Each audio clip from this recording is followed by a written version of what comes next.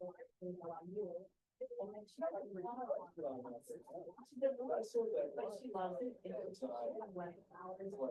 everybody, can you hear me? Yep. Okay, great. Hang tight just 1 second here. Hey, everybody, we're about to get started here. Thank you for your patience. Thank you for your patience at home. We had a lively crowd that I was talking to here, and I lost track of time. So today we're going to be talking about CMAs. We're not talking about CMA programs because everybody has their favorite. They might do it a little bit different. John over here loves RPR, and he's not even a paid spokesmodel. He just likes the program that much. You might have third-party aftermarket parts like Cloud CMA. I really preferred the one that KV Core had. I like that one, but too bad, so sad, they took our toys away. Or you might use the one through Bright. I'm fine with any of those, but any of those can go tragically wrong if you don't have the right methodology behind it. Or you can just walk in there like Kyle and me with a stack of papers if you've done your research right. So that's what we're going to get down to. Any questions or concerns before we get started? What are the challenges that you're facing whenever you're setting prices on homes? Did I just sum it up? Setting prices on homes. Yeah. Okay, great. And I also have some train wrecks. We have one case study that I'm going to go into in particular that had everything to do with the comps chosen for that listing and the price that they set on it. So give me a second here, and I'm going to share some stuff. Justin, I don't know if this is going to fall into anything you do, but I really struggle when I'm out in the world. And I've Googled it, and there's this great printout that you guys have provided, different types of houses. But when it comes to buy levels versus split levels, I just don't sell those. touching. We'll Okay. talk about that whenever we get there. Give me a second. Okay, great.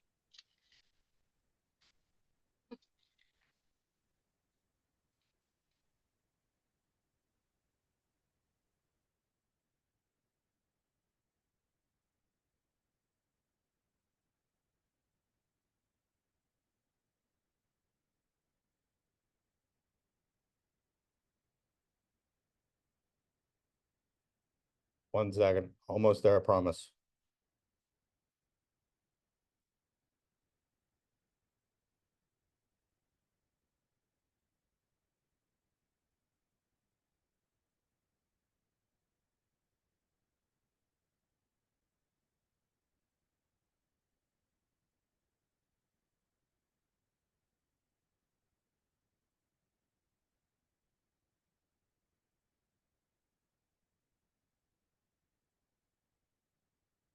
Okay, just because I stopped doesn't mean you can talk. All right.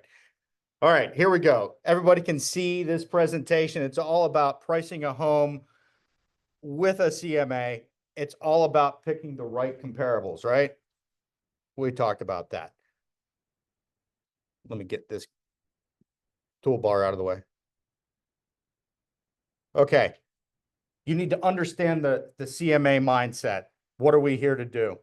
We're here to, well, we'll talk about that. We're also going to talk about the 5 core points of comparison that I want you to focus on. There are infinite other points of comparison, but if you get the big 5 right, then you're going to be okay. I want you to have confidence in selecting the comparables so that when you sit down with people, you're not going to get a whole lot of second guessing about what about this one, what about that one. And if you do get that, you can say, yeah, I thought about that. Here's why I chose these comps. And then also, I want you to have some practice interpreting that CMA data so that you can do this on the fly. Because if it takes you 3 hours to set a price every time you look at a house, you're going to have, I mean, you can do better. You can be more efficient with your time.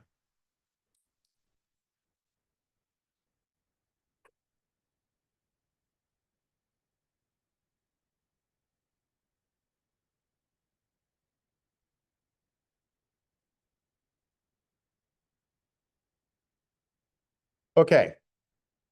We had some crosstalk here.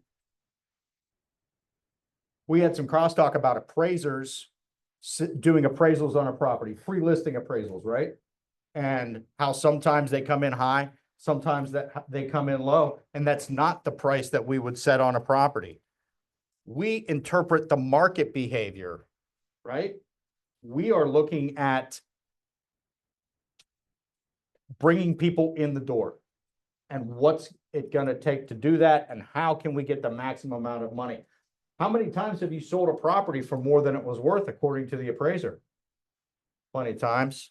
Appraisers interpret historical data. So the difference between a CMA and appraisal is if you're standing in this point in time, looking back, you're looking at the historical data. We're looking not only including that data behind us, but the data that's on the market today, the market that's pending today, and the stuff that is yet to go under contract. We're looking at the competition. Appraisers can't consider that stuff, and it makes a big difference. If all the other properties have sold and yours the only property on the market, what's going to happen? It's going to sell for higher, right? If it's your property's turn, and we've all had this happen, properties on the market for 50 days, and then it's like a bus let out at the end of the block, and now you have all these showings happening, and you're wondering, why am I all of a sudden getting showings on this stale listing? It's your turn. All the other properties that were out there sold, and yours is the only one left. That's what we call the market catching up with your price. Instead of you reducing the price down to the market caught up with your price. So a CMA is a probable sale price, not a certified value. You can't go to court and testify based on that CMA. A CMA is what you do to get a listing. An appraisal is what you do to go to court. And your goal is to price that property to attract buyers and drive offers. Is it possible that we're going to list it below what the value is? John and I talked about that earlier, right? You don't want to do inspections. You want people to negotiate against each other and forget all about negotiating against your seller client. Price it low. That's scary though. Well, you don't have to accept it. Does a property ever sell for more than it's worth? I don't know. Not easily. Not really. I mean, When cash was, it's maybe it does. only worth what they paid. Right. And does it ever sell for less than it's worth? Yep. I think they drive it up. I mean, has there been a good deal happen every once in a while? Yeah, but I think those good deals happen when people overprice the property. I just got an offer accepted last night on a beautiful condo in Mechanicsburg. It was listed for $350, then reduced to $340, then reduced to $330, then reduced to $320, and my people made an offer at $297.5, and we negotiated up to $310. I thought it was a steal at $325, but they had to catch up with the market because they overpriced it to begin with. Right comps, the correct comps, a good set of comps will beat complex adjustments every day of the week. So if you have a bad comp that you adjust for the number of garages, you adjust for the number of bedrooms, you adjust for the size of the lot, there's so little of the original comp left by the time you're adjusting that it loses its integrity. It loses its ability to convince. And I think we get lost in the weeds. I would much rather have good bracketing comps. And by that, I mean one that's a little bit less offering than your subject and a little bit more than your subject. So if that, the bottom bracket comp says, most people would agree that your property is worth more than that. And then you have a high bracket comp where everybody would say, yeah, most people would agree it was worth a little less than that one. You've got a bottom and a top bracket that put nice bookends on where your property should sell. And then if you have one that's pretty close to the middle, I think that you've shown a good pattern. So use quality over quantity as well, rather than having 10 comps that confuse the crap out of your client. pick 3 to 5 to 7 good ones. But if you don't have anything that's substantial, then just baffle them with BS and, you know, throw out 10 comps, right?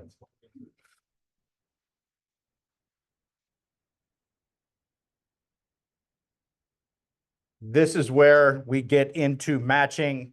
So who was it said, oh, buy levels and split levels, Kristen said.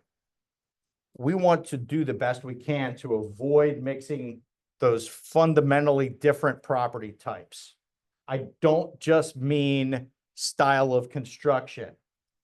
I mean location as well. Don't mix a farm property with an in-town property. They just don't even, they shouldn't be in relation to one another. You can go in a pinch to one property type adjacent if you must. So if we're doing a ranch and I've got 2 good ranch comps for my subject property, and then there's a split level at the end of the block. Can I use that split level? Yeah, you can. It's not optimal, but you can. Now, if there was a 2-story at the end of the block, I would use that split level over the 2-story, because the split level is kind of a cousin to the ranch. Now, what about a bi-level and a split level? They're brother and sister. I would say I could use them because, you know, what's the difference there? Or a raised ranch is the same as a bi-level, is almost the same as a split level. And what's the difference between a bi-level and a split level? The number of levels. Yeah. Well, yeah, with a bi-level, they also call that a split foyer, where you walk in and you need to make a decision on the spot. Oh my gosh, I'm stressed out. A split level is you take a 2-story and you cut it in half and then you offset it and jam it back together. So if you can use a raised ranch, you can use a bi-level, and you can use a split level. Why do I say that? Most of them have some square footage below grade, and none of them have a real full set of steps, usually. The raised ranch might, but you try and stay as close as possible. Now, would I use a ranch and a 2-story? Try not to. Could I use a ranch and a Cape Cod that had basically a useless 2nd story? Yeah, maybe. But I try to keep Cape Cods with Cape Cods and I try to keep bi-levels with bi-levels if possible, because those 2 types of properties bring emotion out of people. How many times have you heard somebody say, I hate bi-levels? You hate bi-levels? She hates them. How about Cape Cods? So many people hate Cape Cods. The other half of the people say, oh, they're so cute. But those are, you know, those properties bring emotions, and they get kind of tricky because they do. The difficult part with split levels and bi-levels is, how do you calculate that below grade square footage? Do your best to use only the above grade square footage, because that's what the appraiser's gonna do. How do we come up with the square footage? Well, everybody has their own method, right? The tax man wants to count every square inch. The appraiser wants to count as little as possible. So you need to kind of figure out, but don't you make the call. Use a number that's published by somebody if possible. Now, style and trends and so age of home is super important, right? Somebody fight me on this. Age of the home is super important. Not just, I mean, why is it important? Because if I tell you a certain decade, you're going to have a vision in your mind of what that layout looks like. 60s Rambler. right? You've got a long hallway up the middle and little tiny bedrooms off the sides. You probably have a full bath on the hallway on the right-hand side going down, and there might be a half bath off the master bedroom. That, right? That's a 60s Rambler.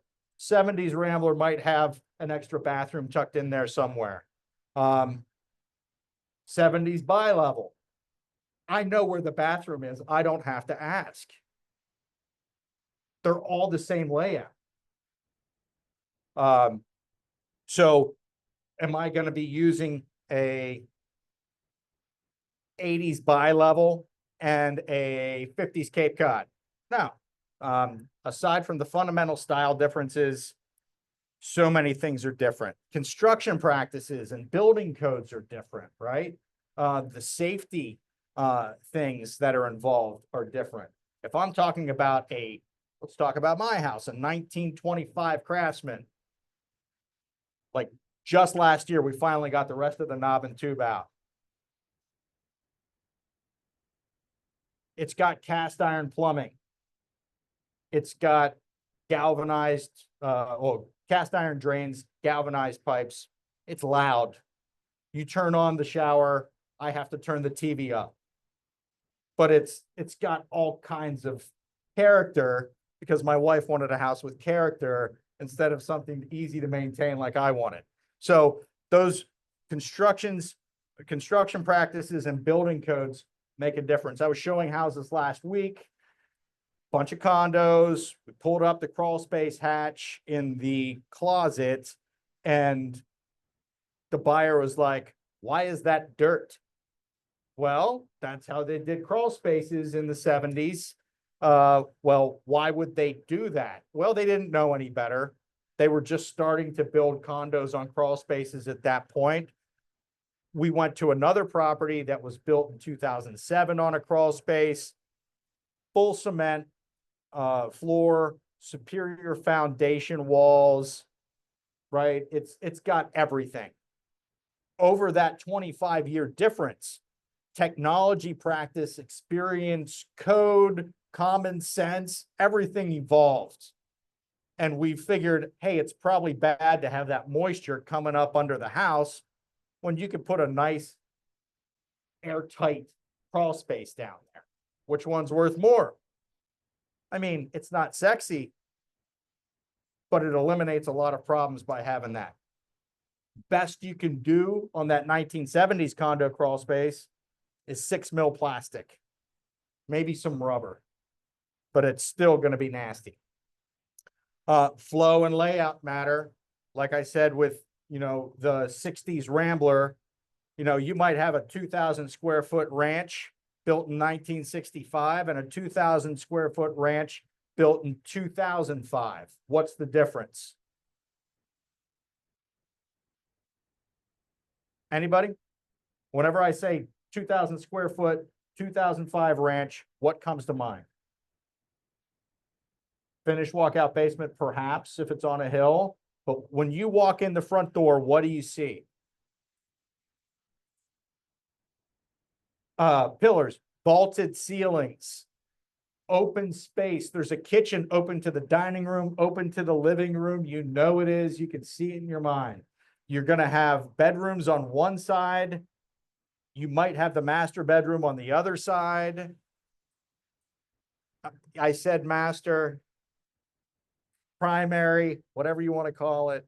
But so are those two properties, even though they're both single story, same size, are they different? Absolutely. The life cycle of components makes a difference.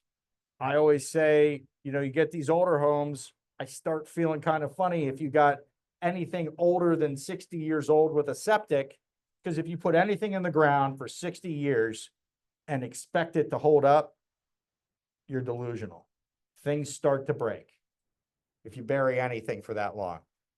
The roof, the HVAC, the septic, just the wiring, all of it, things happen. Select your comps. What's a good time frame when you're doing a search for comps? What do you try to stay within?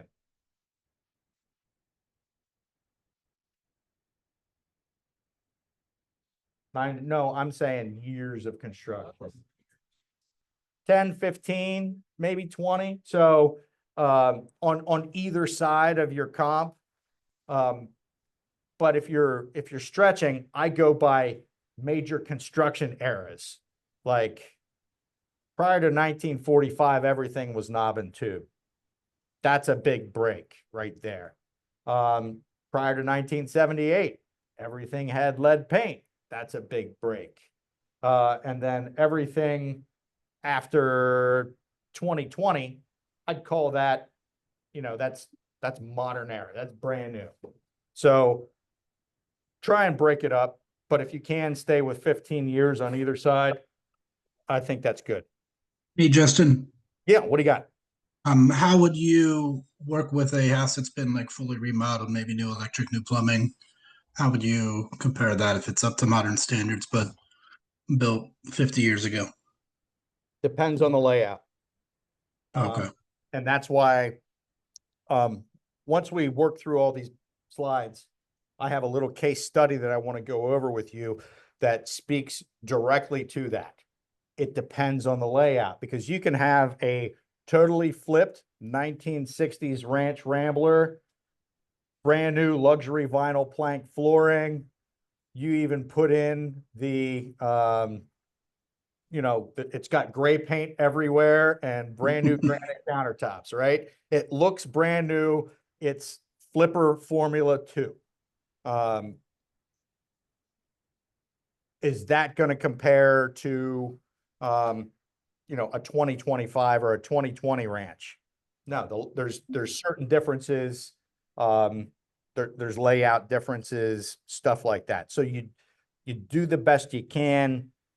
Hey, a CMA is more art than science. Yeah, a lot of people would suggest that new builds are built pretty poorly, but just stating. Hey, you get what you pay for. My first house was built in 1860, and everyone would say, well, look, it stood for, since 1860. No, they did crappy construction back in 1862. Whenever I on the walls, like, I can't believe it was standing since 1860. It was just plaster holding it together. You've always had people cutting corners. Mhm. I always say, why don't you just give the builders off Mondays and Fridays? Because Mondays they suck and Fridays they really suck because everybody's trying to get out the door. Interesting. We'll check out this case study and we'll have a discussion on that. Good question there, Mike. So focus on the finished above grade living area. We'll come, whenever I'm doing a search, I'm going to search based on that above grade square footage. And then if there's a finished basement on any level, I'm going to put 1+ square feet. I just want to know that there's some finished. I'll come back to that once I find the good comps and weigh that in a little bit. But I just want to know that there's some finished square footage. An appraiser, if they're doing an appraisal and they come up to $200 per square foot above grade, the maximum, absolute maximum they're going to give below grade square footage is 50% of that. Absolute maximum. Absolute. And that's going to be pimped out. I'm talking full bath, nice, like au pair's quarters, mother-in-law suite, walkout, daylight, that kind of stuff. That's going to get 50%. So if you have a house that's like 2.5 baths, and then it has a bath in the bedroom, in the basement, would that be considered a 3.5 bath house? Sure. Okay. Sure. But the way they do it, and I don't want to get too far down the rabbit hole on appraisals because we're going to have a whole new process next year. Be afraid. Be very afraid. The way they do it now is, the whole upstairs of the house has this part of the form. The basement has this line. Okay, and they're gonna say 1 bedroom, 1 bath, finished. Bleh. I mean, they don't even write it out. They just give little abbreviations, little codes. So I start by casting a broad net. I'm gonna go 20% above square footage, 20% below square footage. So if I'm doing a 2,000 square foot rancher, I'm gonna go, 16 to 24. Broad net, see what we can find, and then I'm gonna bring it down. And if I can't find the comps I want, I'm gonna put them in a pile, go out hunting again. Maybe change one of the parameters that I'm using. I'm a big fan of taking multiple approaches to get to the value. I'm gonna search by 2,000 square foot ranchers in this area. I'm gonna do it by bedrooms and baths. Then I'm gonna get rid of bedrooms and baths entirely and see if somebody entered something wrong or see what I missed. But you should be considering bed and bath counts and functional space. When somebody tells you they want a 4-bedroom house, what do they really want? 3 bedrooms and an office, 3 bedrooms in a play area, 3 bedrooms, and they want to make sure that there's a den for dad to hang out away from the wild little children. Or, so that's some of the townhouses I was showing this week had 2 bedrooms and an open loft. What's that loft count for? Nothing. But it is functional space. It could be a den, it could be a living room, it could be another bedroom, or a guest area.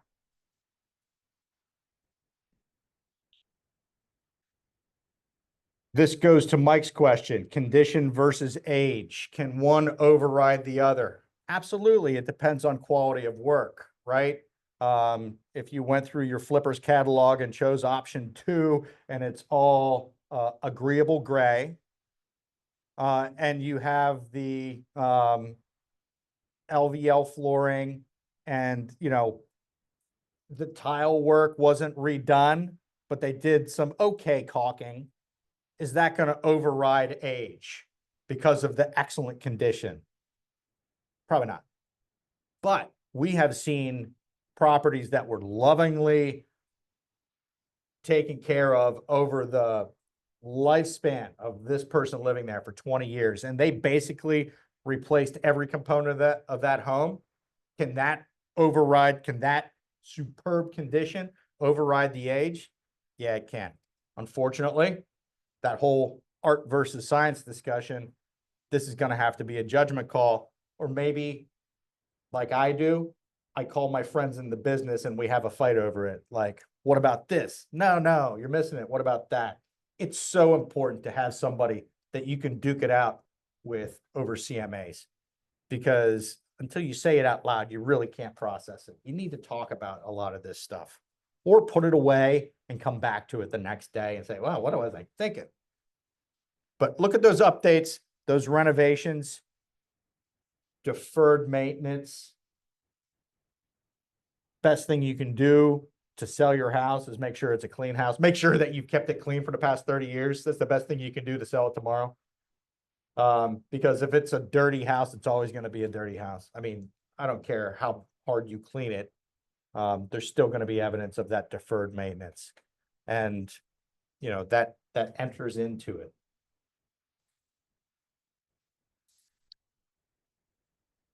Big part is defining the neighborhood. This is a super tough one in some situations, because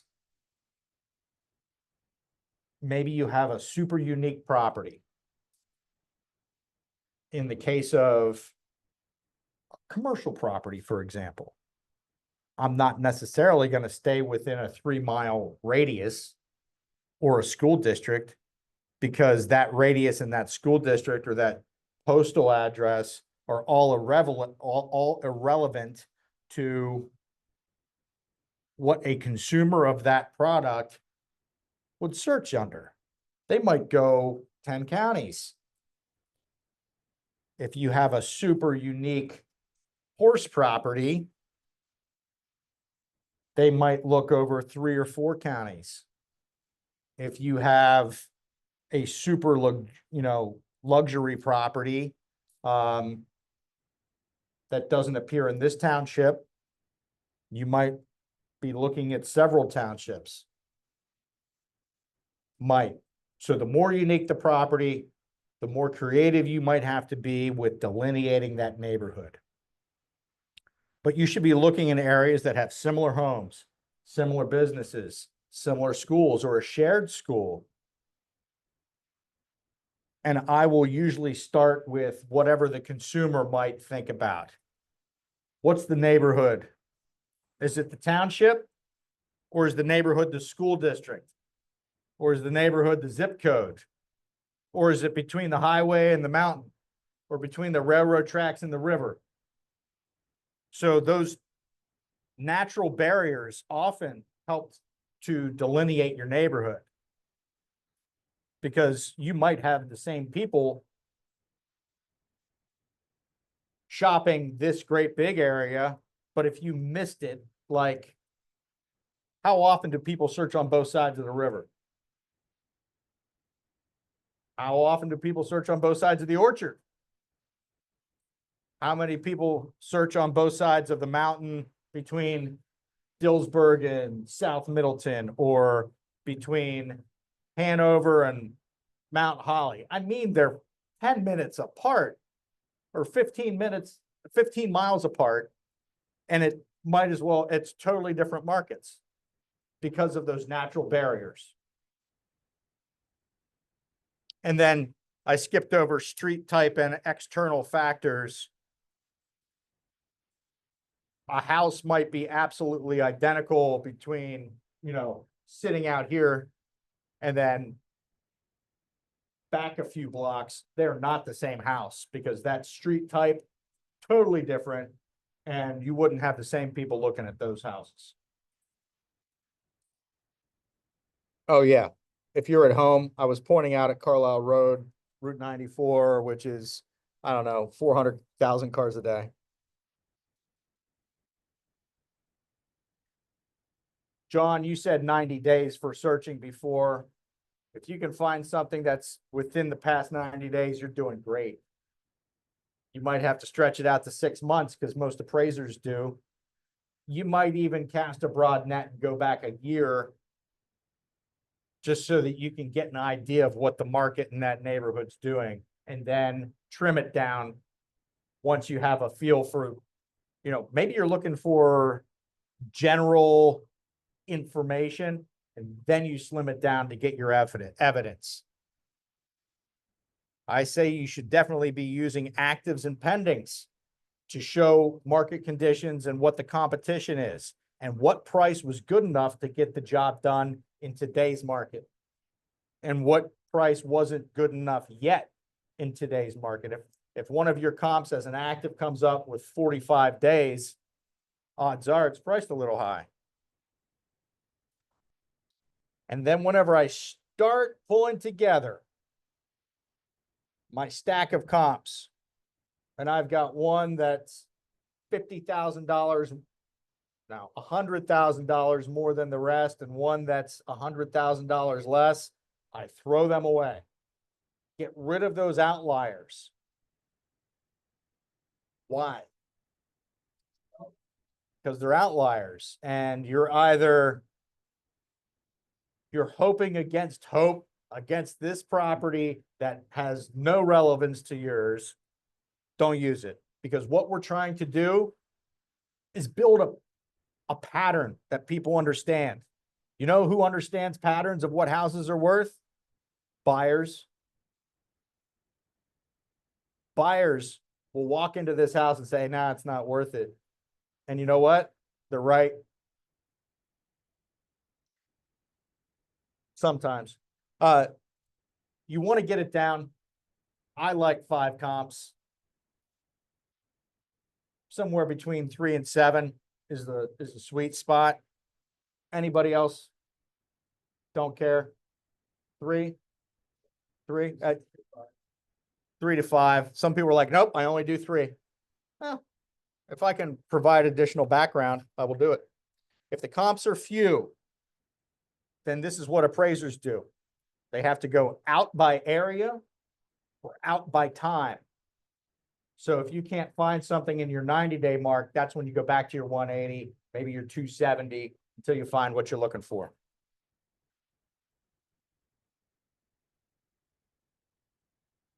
So what are we looking at on these for pattern analysis? We're looking at list price, sale price. I like cost per square foot. Does anybody else use cost per square foot for anything?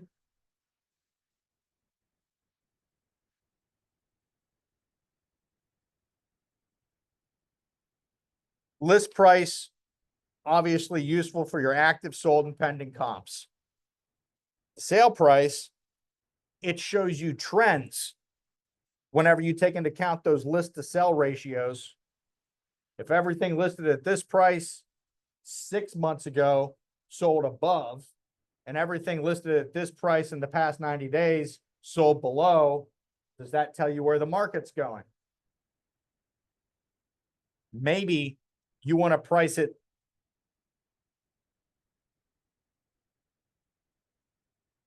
on the leading edge, you know, heading down, getting in front of that market. I like cost per square foot. A lot of people it causes angst too, but I think it's a useful tool to normalize values across similar properties, right? It helps to compare apples to apples.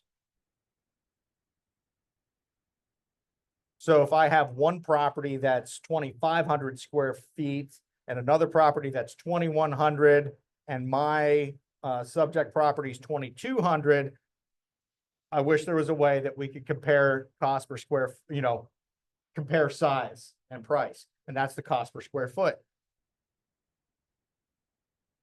I'm looking for the pattern that I can slip my property into, and everybody looks at that and says, yep, that makes sense. Eliminate differences in location, condition, and amenities. Amenities like what? Swimming pools throw people for a big loop a lot of times. Is that a plus or a negative? Depends. Depends. I would Mostly love that. negative.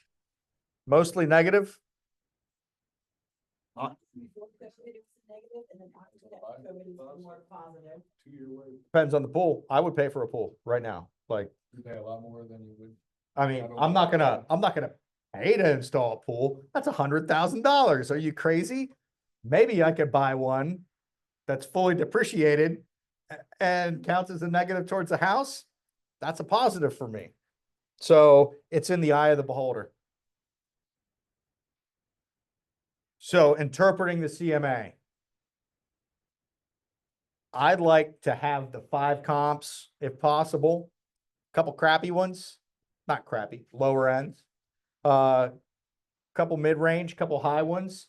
That way, before I even get to the property, if I haven't seen it yet, I know the range. I know it's going to be between X and Y. And then whenever I walk in there, all I'm doing is confirming suspicions. Is the condition towards the bottom end of the range, or is the condition towards the high end of the range? And I can make a call right there. Yeah, this is pretty similar to what I was expecting. I did my homework. Here's where I'm coming in. Do I walk into properties and go, this is not what I expected? Yeah, absolutely. Go back and start over. Put the weight on your most similar comps. Oh, this is an identical floor plan. Sometimes you're selling a property in a housing development where there's 5 direct comparables, same floor plan sold in the past 2 years. You know exactly what you're dealing with. Good for you.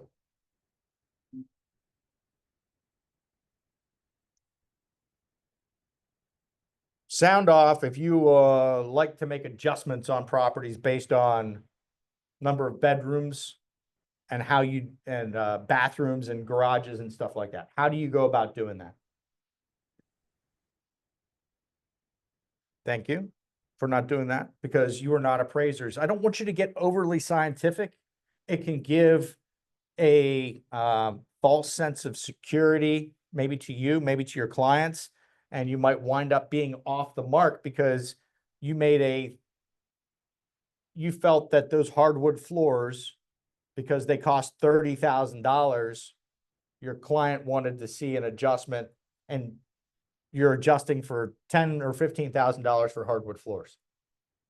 I'm afraid you can't do that because the appraiser's not going to generally. How's the appraiser do it?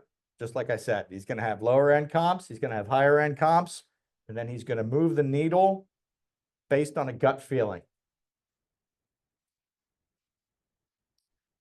Eliminating the outliers that throw off your range.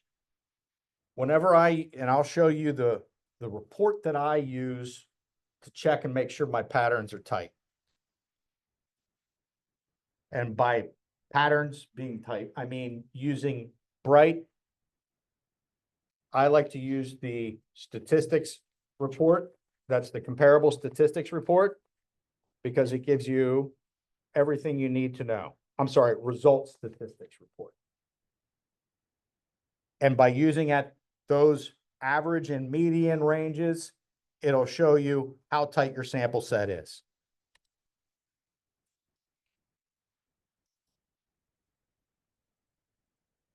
I think it's important to show your work to your clients to help them understand how you arrived at this magic number. Because if these agents like me and you and everybody is mystified by how to do a CMA, how do your clients think it's done? They're like, well, Zillow said, or my clients this past week said, well, I look at the Zillow number, I look at the Redfin number, I look at what they bought the property for, and then I apply some appreciation, and I'm like, whoa, you're killing me. So everybody has their own method. So that's one of the questions I'll ask. I really don't want them to lead the witness. I don't usually ask them what they expect for the property up front. And if they're asking me what I think the property is worth before I've had a chance to do my homework, I will do everything I can not to tell them. Because if the words come out of your mouth, it is gospel. That is all they are ever going to remember is you told me 725. I know, but that's before I knew about the Indian burial ground. It's too late. You can't do that. So show your data visually using maps, photos, charts, if possible. Show the list to sold ratios. And Bright and RPR do wonderful jobs of this.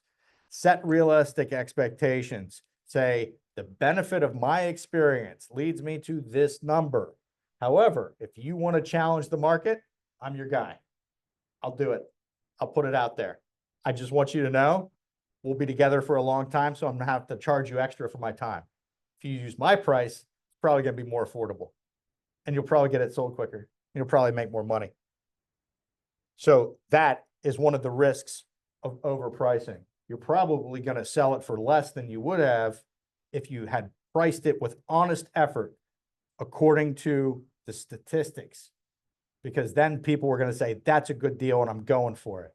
But if you overprice it, you're going to sell it to some bottom feeder 3 months from now.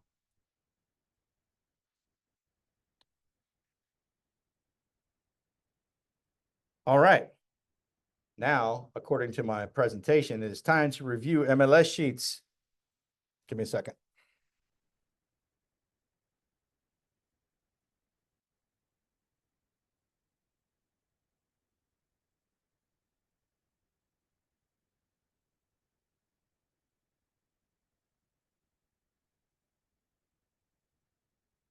Okay, this is a real life story. Mike Rossi might remember this one. I had some clients, bless their hearts, who wanted to see some properties. Eventually, I think I showed him about 22 properties because he was a friend from a long time ago, and I've shown him all over the place. Well, they found this property, they fell in love with it, and I'm about to show you 21 Charles Street in Carlisle. Interesting fact about this property. There's a tree out front that was really old. And this tree is where George Washington stood reportedly to rally the troops for the Whiskey Rebellion. There's a deed restriction on this property that you cannot cut down the George Washington tree. That has no bearing on any value at all. You'll Certainly notice didn't help with the pricing. did not help with the pricing. And look, I'm gonna show you. You'll see it closed once back in 2017, and then it expired just recently in 2025. I have to move this thing so you can see the price. $425,000 is what they failed to sell it at. I'm gonna show you. So, gorgeous house, right? I mean, it's cute. Cape Cod with this addition that was all right. And then they decided to put this addition on it, which was all right because it let them right into the garage. So you have an attached garage, right? Attached 2-car garage. I mean, you just had to put in a couple of additions to attach the garage to the house. 4 bedrooms, 2.5 baths, 2,149 square foot, Cape Cod-ish on half an acre, built in 1939. Let's go to the pics. Excellent photography, beautiful landscaping, shows like a dream. Sorta. I mean, this is straight Craftsman. This is Sears and Roebuck. Craftsman as it gets. Oh, wait, that was it. That was a George Washington tree right there. How much do we adjust up for that? 100,000? You can see they have beautiful luxury vinyl plank flooring. Really nice woodwork. Nice plaster, all that. It's a solid house for a 1939 Craftsman. Island, they did some extraordinary renovation to get this house open, right? But still, you've got a kitchen area here, a dining room over here, and then through this, you can't, it's off screen, is where the living room is. Out through this door at the end of this kitchen is the laundry, and out this door on the right is the additions that you go down that maze to get to the quote unquote attached garage. This is the addition, double door garage out here going into the kitchen. Kind of a funky layout. You go in through this way, there's a full bath, continue through that into the house.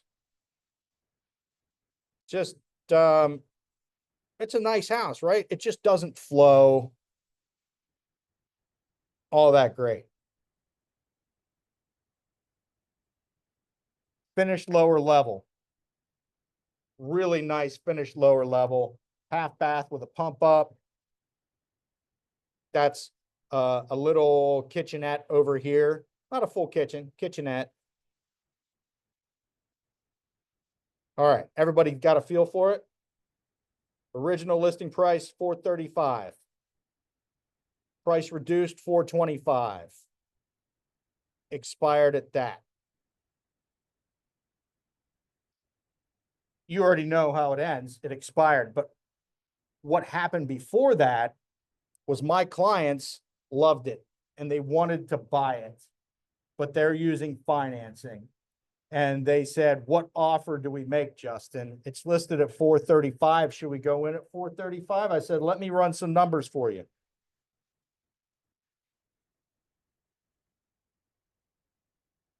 You guys know how to use carts in Bright?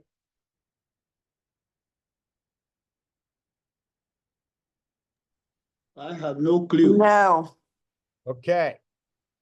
Carts in Bright are a beautiful, wonderful thing. I'll show you how to do it a little bit later. So I called the list agent and I said, hey, friend, my clients really like your house. They're considering putting in an offer, but I'm having problems getting to your price. Can you help me out? If you can give me some comps to help grease the skids here, we're going to write you an offer tonight. She said, absolutely. I talked with my team leader. We did the research. We set the price on this. Got some great comps. I'm going to send them your way. Y'all ready for this? Look at that one. It's 2,700 square feet, so it's not that far off, right? It's kind of peaky at the top, but it's almost Cape Cod-ish. It's 4 bedrooms, 2.5 baths. Ours has an extra half bath. Ours is 4 bedrooms, 2 full, 2 half. Our comp's better than this one, right? This property was built in 1991. Let's go to the pictures. Oh, it also has a 2-car attached garage, right? My lot on the George Washington Tree house is twice the size of this thing. You should probably make an upward adjustment for that. Look at that. That was a nice foyer. Nice sized rooms. Modern construction practices. Look at that.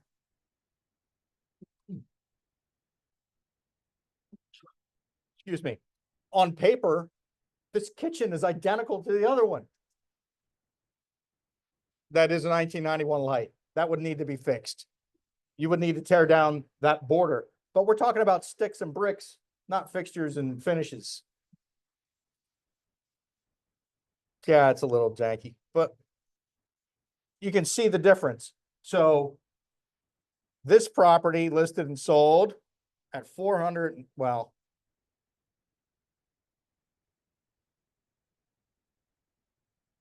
at 440. It was listed at 415. All right. So they say, well, it's nearby. It's a good comp. One of the other things I didn't tell you about the George Washington Tree House. Anyone been to Carlisle? You know where the Carlisle Pike is? Between Carlisle and the Turnpike, that's Carlisle Pike. So this is the one almost quiet spot. The zoning on this house was commercial neighborhood. So if somebody wanted to put in a massage parlor next door, you couldn't do anything about it. Next comp. Nice. This one's much closer in size. It's 2,231 square feet instead of the subject property, which was 2,149. The beauty of it is, this doesn't even count the finished lower level on the opposite side of town. This is a South Middleton. In fact, I think both of those might have been South Middleton schools. Look at that. It's a beauty. Again, with the attached 2-car garage. Nice foyer, hardwood floors. So you can see on paper, these properties are very similar. They're only a couple hundred square feet off in size, but the age of the property, the era of the property, the layout, the feel, neither one of those is a Cape Cod. Well, our house was only kind of half a Cape Cod. It was a Cape Cod Frankenstein thing, right? These are functioning as designed. That original house was kind of a platypus, right? It had a Cape Cod, which would have functioned as designed until you added on those additions, which kind of made the flow kind of off.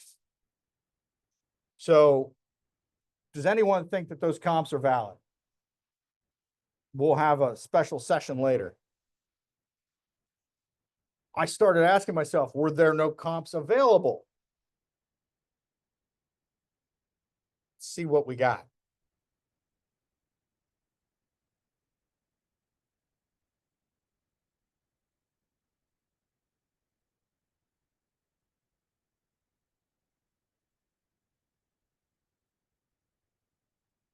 These are the comps I chose when looking at the property. My gosh. It's 200 square feet difference. It's on the same street.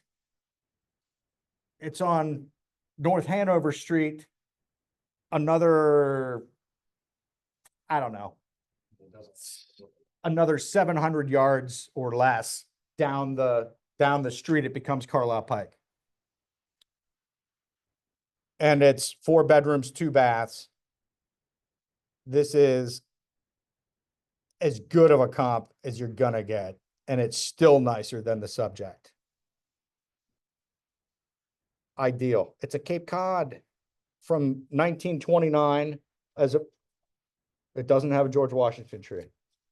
So a 1929 or 1929 compared to 1939. So it's within 10 years. Why didn't we use this one? Didn't tell what we wanted. 311. 311. Compared to a listing price of 435. And this thing's, it's beautiful. You can walk to downtown. There's like, I don't know how many breweries and restaurants within walking distance of this property. Let's go to the next one, see if that was a. Oh, okay. 51 Kenwood. You want Frankenstein platypus? Here you go. This has got a 3-car garage. It's not attached, but it's close enough. Couple additions and it could be. Exactly. That's the spirit.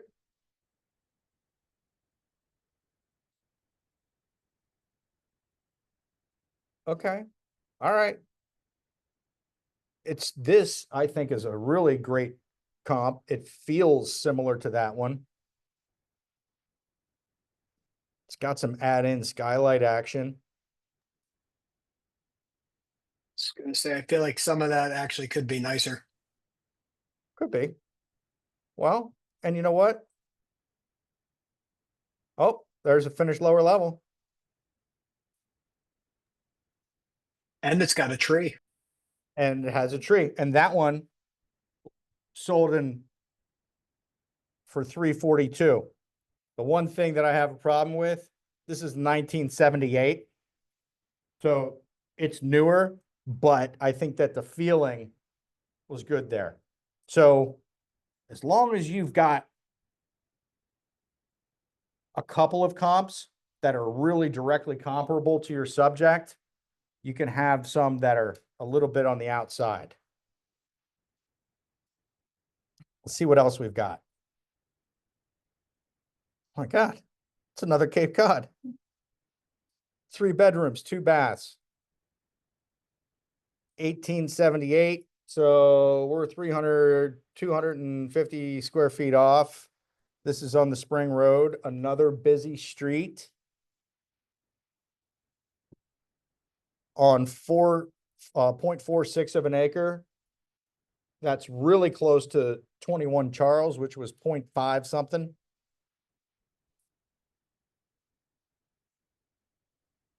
Attached garage. Look at that. Brand new kitchen. Flip City, baby. Look at this. It's got, this is staged. Oh yeah. They cleared out the staging warehouse for this. Wait a minute. Is that virtually staged? No, that's really staged. That might be virtual. They virtually staged that. They virtually staged that. Okay, so you get the feel for that one. This talks, that's a 1954 Cape Cod. I'm using it. And that one sold for 350. All right, this one was a stretch for me. I kind of felt bad about how low everything was coming in. So I was doing everything I could to get the price up. And This was really close, 4 bedrooms, 3 baths, but it was built in 1998. The feel was not even close. Totally different flow. I would have had to knock this down like easily to use it. Does this one have a garage? I didn't see a garage, but I might have missed it. There's a pool right there. No, above ground. Gun There's your safe. garage. Huge safe. Parking, parking, parking, parking, parking. 2 detached, 2-car. Got those solar panels, that's probably 100 grand. Right. And then sometimes I throw these in here just for a sanity check. So the subject property was listed at 435. I found another one that was listed at 435. Hey, Mindy. This is 3 bedrooms, 2.5 baths. So it's down 1 bedroom.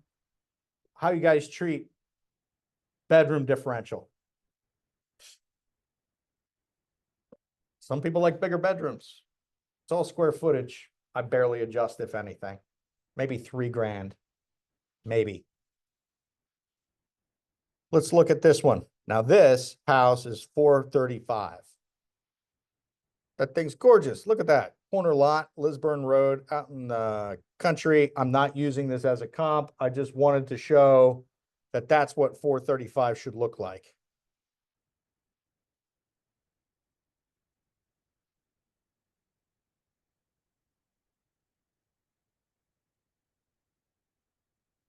Still dated.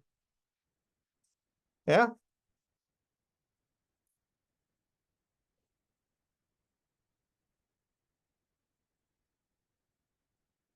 So that's what we got. Now, how do I analyze those comps? I come down here under actions on my search and go to results statistics.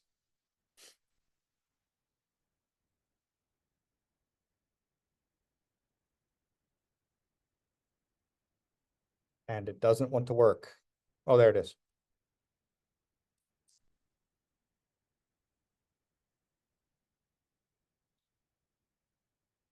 So you can see in this convenient and easy to read format, the MLS number, the address, the postal city, the amount of bedrooms, the amount of bathrooms, the year that it was built, the amount of acreage, the square foot above grade, the listing cost per square foot, the listing price, the close price, any concessions paid, the closing price, and then the list to sell ratio, and then the days on market. Whenever I'm looking to see how my pattern holds up, I'm gonna come down here and I'm gonna see that I have a minimum of 146 per square foot and a maximum of 221 per square foot. Which one of those is an outlier? That 221 is on the outside. So I'm probably going to pitch that one. I'm going to go back here and I'm going to tighten up my analysis a little bit. And I can see that I have a range of 275 to 434 with an average in between 350 and 355 and 349 between the average and the median. The closer the average and the median are, that means the tighter your sample set is. I could roll with this if I had never been in that property and walk in and say, I'm pretty close here. There's a range from this to this, and I can see you're down. I'm going to put you somewhere closer into, not down on the 275. I still don't understand why that one was too, well, it sold at 311.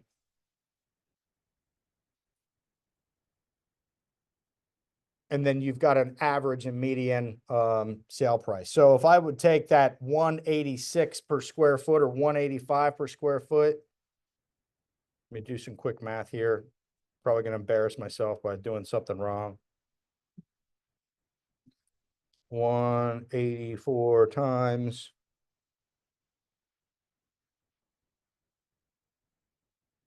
Yeah. So I took this square foot, the 184 bucks a square foot that I feel is pretty close in this pattern, and just applied that to the square footage of the subject property. It gave me a price of $395 as opposed to the $435. Actually, whenever I redid this for the sake of the offer, I dropped out Lisburn Road. That cost per square foot came down. The price that I had in my mind for that house was $385.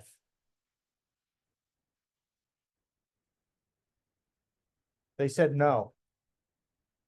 That was listed at $435. They dropped the price to $425. We made an offer at $385, and they countered at $320 or $420. And we close next week on another property. But that's how I did that. So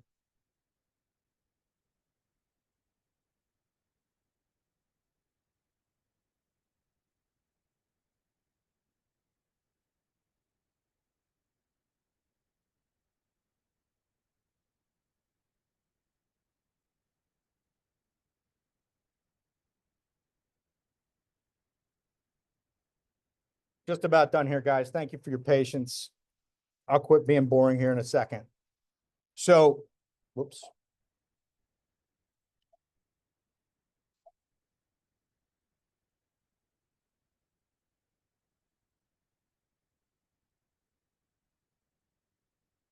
Good tools for setting your price. I like bright carts.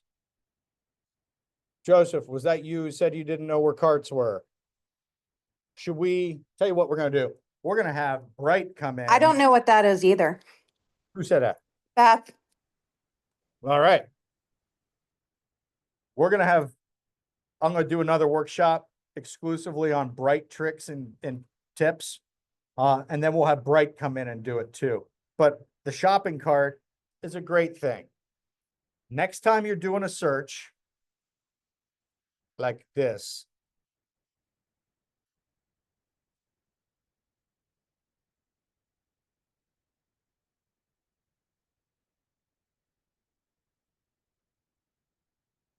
go search.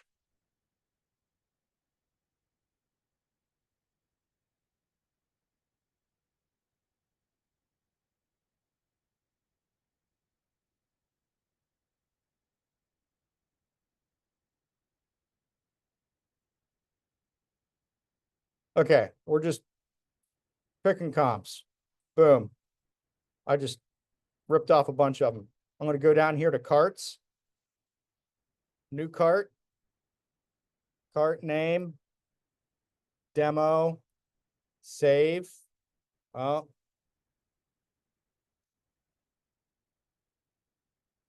Save. I just added 19 listings to a cart that I can go and do another search. And if I go back to my cart,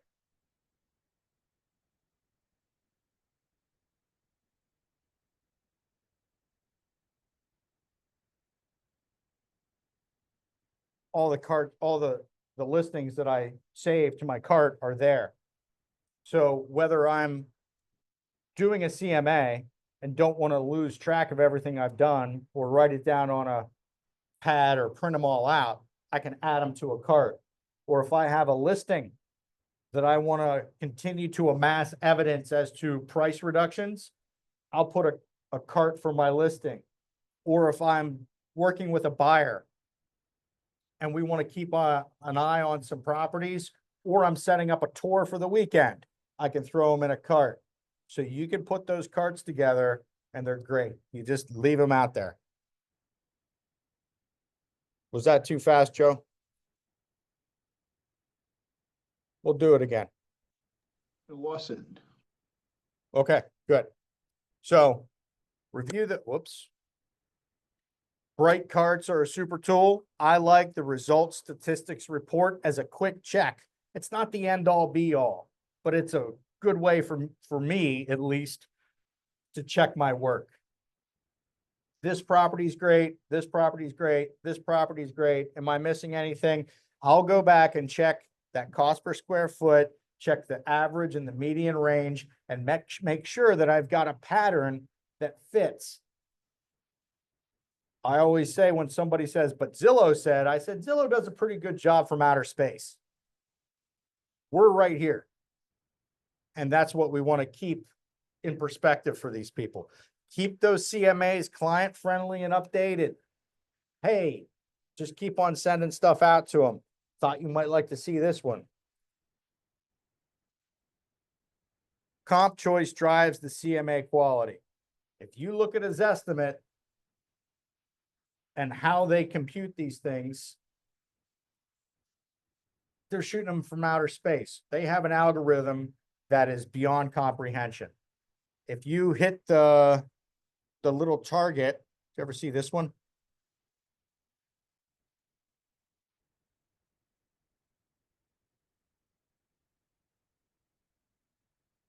You go to this property tax and you go view comparable properties. Spoiler alert, those are not comparable properties.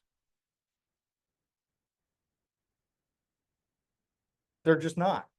So don't use that tool. It might give you an idea, some things that sold nearby.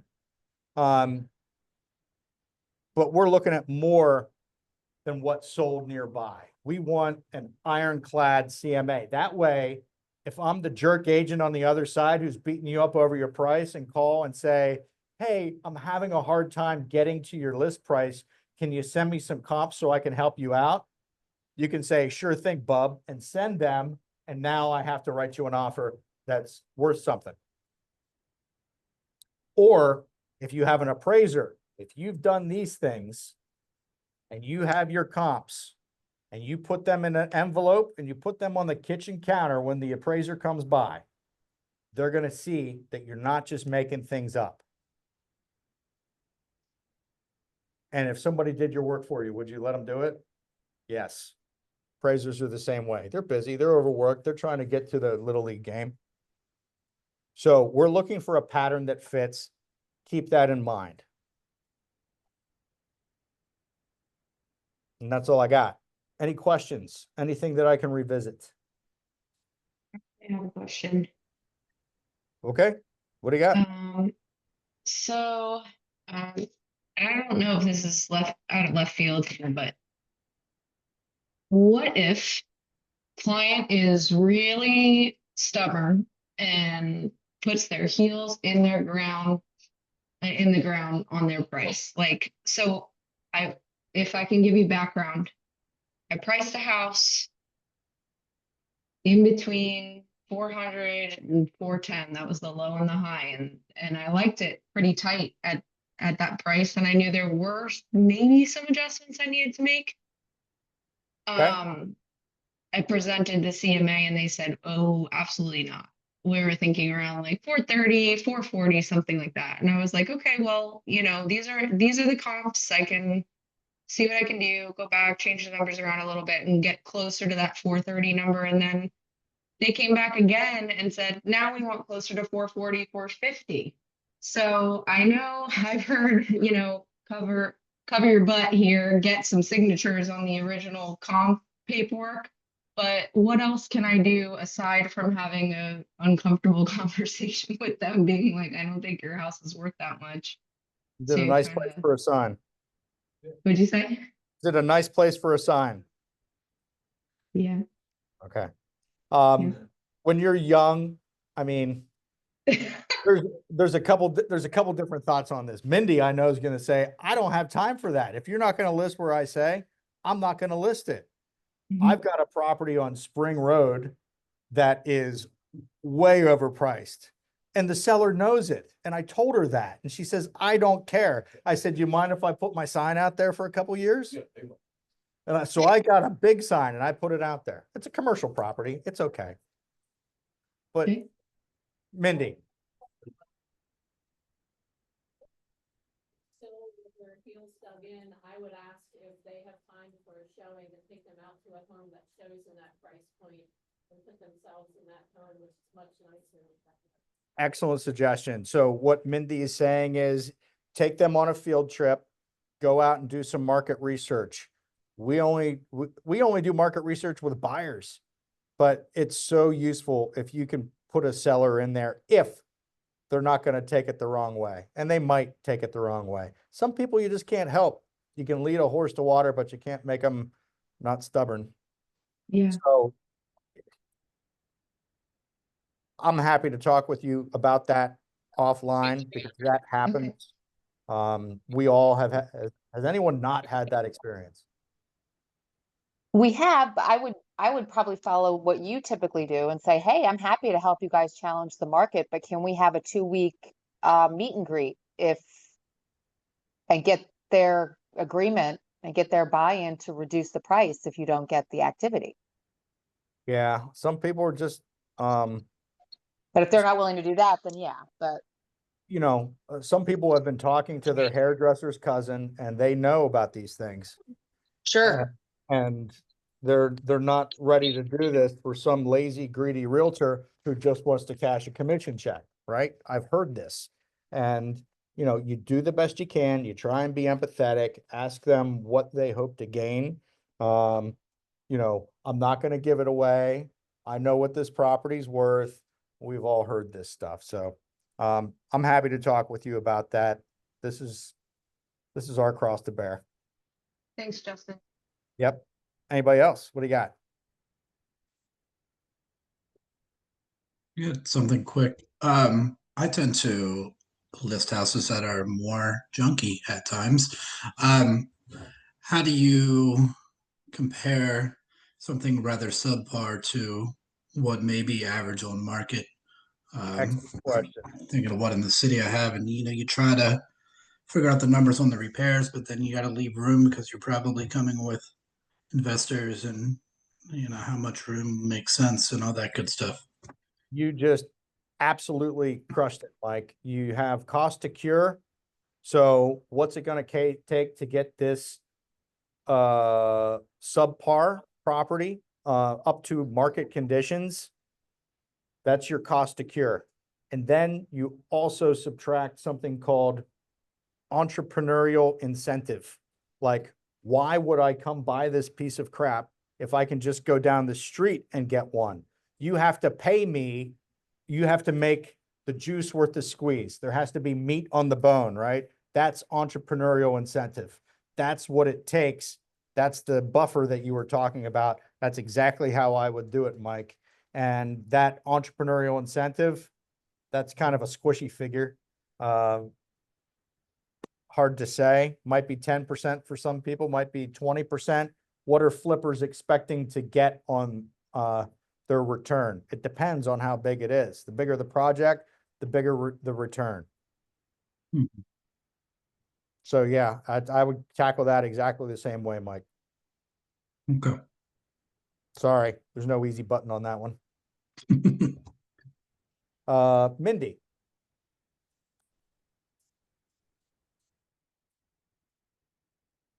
Is there a way to pump in off-market sales from either builders or private sales other than me going into the street and the parameter and looking for streets and sales? Off markets, yes, you can bring them in, but a little caveat on those. So off market properties, you can go into the tax record.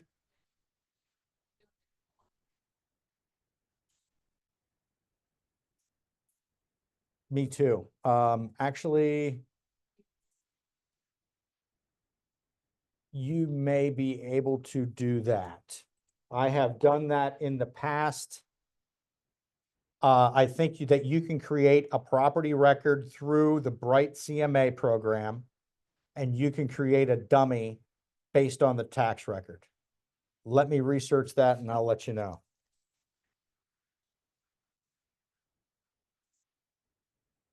Here, somebody sells to a neighbor to add to their property, and, you know, that's not enough. I usually use that as background information, but I don't add it into the equation full strength because I have tried to fight so many appraisals with off-market properties, and the appraiser says, I can't use that comp. It wasn't exposed to the market. Really. I've had that. No, but I've had it happen 3 times in the past year where we've tried to fight a appraisal with an off market and they said, no, wasn't on the MLS. I can't do it. Wasn't properly exposed. And I don't understand what that has to do with anything. If it was, it was right on point to get the sale done. However, it would have required the seller to, or the appraiser to change his opinion of value and admit he was wrong. Right, right. So that's after the fact. So that's another thing. The proper time to influence the opinion of an appraiser is before they make up their opinion. That's why I say do this CMA before you get under contract, or at least before the appraiser gets there. Make sure these comps are in a stack. I have a box of 8.5 by 11 white envelopes and a red Sharpie. I put those comps in there. I write appraiser across the front, and I put it on the kitchen counter. And I've never been yelled at for it. So if you have one that you're a little bit, just do it every time and it'll be okay. Because you've already done the CMA. Anybody else? Gosh, you guys are the best. What a great full room. Thank you for coming. Have a lovely afternoon and stay tuned for tips and tricks from Bright sometime in the future. No guarantees. Thanks, Justin. See you guys. Have a great one.